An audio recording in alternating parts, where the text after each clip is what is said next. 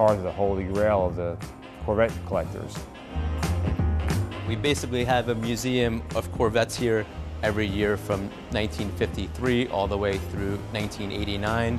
This remarkable chronological collection of 36 Corvettes has been hidden for over 20 years. Originally given away as a prize by music channel VH1 in 1989, the cars were soon bought by artist Peter Max, whose plans to paint them never came to fruition.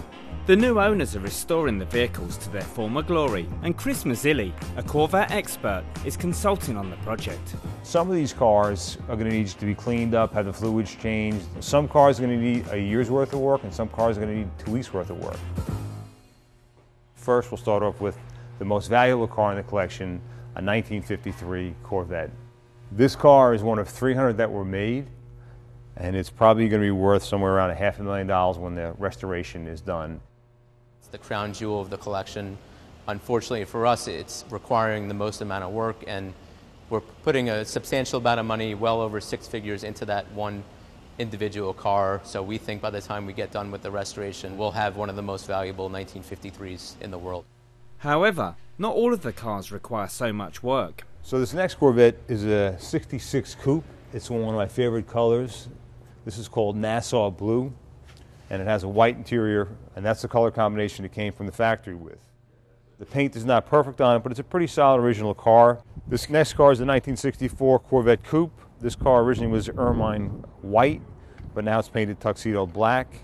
This car also has its original engine. It's a 327 300 horsepower engine. It's the one that the car was born with.